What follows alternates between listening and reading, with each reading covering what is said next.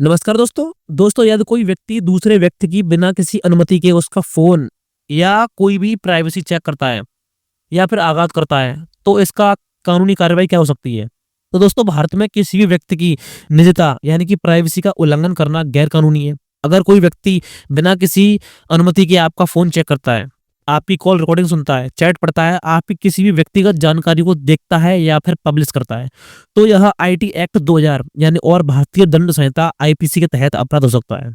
अब वो कौन-कौन सी धाराएँ हैं जो लागू हो सकती हैं, यानी कि ऐसी जो कौन-कौन सी कानूनी धाराएँ हैं जो लागू हो सकती हैं। सबसे पहला आईटी एक्ट 2000 की धारा 66 ई, या तो कोई व्यक्ति बिना किसी अनुमति के किसी भी निजी जानकारी को एक्सेस करता है, तो यह अपराध माना जाएगा और इसके लिए दंड का प्रावधान है 3 साल तक की जेल या 2 लाख रुपए तक का जुर्माना, या दोनों हो सकते हैं।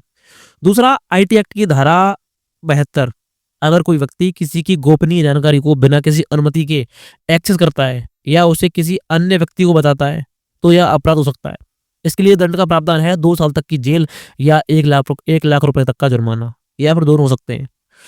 तीसरा आईपीसी की धारा 406 यानी कि अमानत में खयानत, अगर कोई व्यक्ति आपके फोन या किसी निजी चीज को बिना किसी अनुमति के इस्तेमाल करता है तो या फिर उसे नुकसान पहुंचाता है, तो यह अपराध हो सकता है और इसके लिए दंड का प्रावधान है 3 साल तक की जेल या जुर्माना, या दोनों।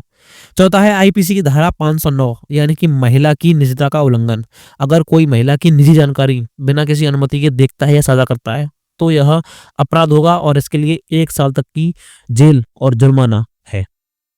अब सबसे पहले ये समझ लें कि इसके लिए करें क्या। तो सबसे पहला सबूत को जुटाएं। यदि आपके फोन की जानकारी एक्सेस की गई है तो स्क्रीनशॉट, कॉल रिकॉर्डिंग या अन्य प्रमाण रखें। दूसरा, पुलिस में शिकायत दर्ज करें, नजदीकी थाने में जाकर एफआईआर दर्ज करवा सकते हैं। तीसरा, साइबर सेल से संपर्क करें, अगर मामला डिजिटल डाटा से जुड़ा है तो साइबर पुलिस स्टेशन में शिकायत करें। चौथा, न्यायालय में केस दर्ज करें, यदि आपको मान सके आर्थिक नुकसान हुआ है तो नागरिक अधिकार संरक्षण यानी कि सिविल सूट के तहत मुआवजे के लिए कोर्ट भी जा सकते हैं। अच्छा, यहाँ पर एक और सवाल आता है कि यदि कोई स्कूल में कोई लड़का किसी लड़की का बिना किसी अनुमति के बैग में हाथ डालता है या फिर कुछ निकालता है या फिर उसको पब्लिश करता है, तो इसकी सिविल प्रोसेस क्या है। तो दोस्तों, अगर कोई छात्र किसी लड़की के बैग में बिना किसी अनुमति के हाथ डालता है तो ये निजता का उल्लंघन यानी कि राइट टू प्राइवेसी और महिला उत्पीड़न यानी कि वुमेन हैरेसमेंट से जुड़ा मामला हो सकता है। इस पर कानूनी और स्कूल प्रशासनिक स्तर पर कार्रवाई की जा सकती है। तो सबसे पहले ये समझ लेते हैं कानूनी धाराएं जो लागू हो सकती हैं वो कौन सी हैं।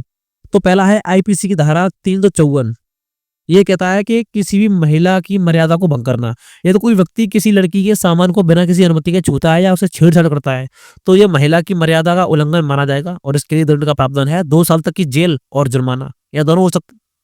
दूसरा आता है आईपीसी की धारा 509, यदि किसी महिला या फिर लड़की को कोई शब्द, इशारे या कार्य द्वारा महिला का अपमान करता है कोई व्यक्ति, तो इसके लिए दंड का प्रावधान है 1 साल तक की जेल या जुर्माना।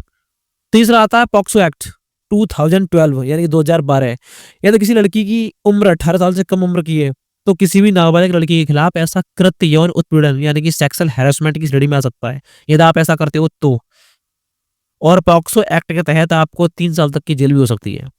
अब ये देख लेते हैं कि सिविल प्रक्रिया क्या हो सकती है इसकी। तो दोस्तों, स्कूल प्रशासन को लिखित शिकायत दें, स्कूल के प्रधानाचार्य या शिकायत समिति को शिकायत दर्ज करानी चाहिए।